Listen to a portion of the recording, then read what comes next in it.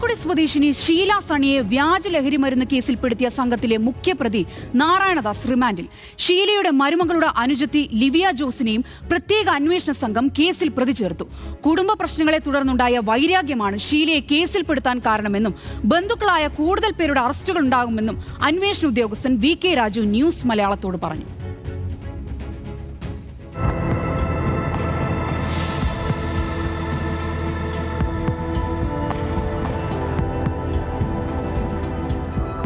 ബംഗളൂരുവിലെ ഇലക്ട്രോണിക് സിറ്റിക്കടുത്ത അമ്രഹാളിൽ നിന്നും ഇന്നലെയാണ് SIT സംഘം MN നാരായണദാസിനെ പിടികൂടുന്നത്. ദീർഘനാളായി ഇവിടം കേന്ദ്രീകരിച്ച ഒളിവിൽ കഴിഞ്ഞിരുന്ന പ്രതിയെ 3 ദിവസത്തോളം നിരീക്ഷിച്ച ശേഷമാണ് പ്രത്യേക അന്വേഷണ സംഘത്തിൽപ്പെട്ട ഉദ്യോഗസ്ഥർ കസ്റ്റഡിയിലെടുക്കുന്നത്. ഇന്ന് പുലർച്ചെ തൃശൂരിലെത്തിച്ച പ്രതിയെ കൊടുങ്ങല്ലൂർ DYSP ഓഫീസിൽ വെച്ച SIT തലവൻ VK രാജുവിന്റെ നേതൃത്വത്തിൽ ചോദ്യം ചെയ്തപ്പോഴാണ് കേസിലെ നിർണായക വിവരങ്ങൾ പുറത്തുവന്നത്. ഇന്നലെ ഇലക്ട്രോണിക് സിറ്റിയുടെ അടുത്ത് നിന്നിട്ട് നമ്മൾ താമസ സ്ഥലത്ത് നിന്ന് കസ്റ്റഡിയിലെടുക്കുകയായിരുന്നു. പ്രതിയെ പുലർച്ചെ 4:30 ഇവിടെ കൊണ്ടുവന്നു, വിശദമായി ചോദ്യം ചെയ്തു. ചോദ്യം ചെയ്യലിൽ കുറ്റസമ്മതം നടത്തിയിട്ടുള്ളതാണ്. ഒരു ഗൂഢാലോചനയുണ്ട്, കൃത്യത്തിന് പങ്കാളിയാണെന്നുള്ള മൊഴി നമുക്ക് തന്നിട്ടുണ്ട്.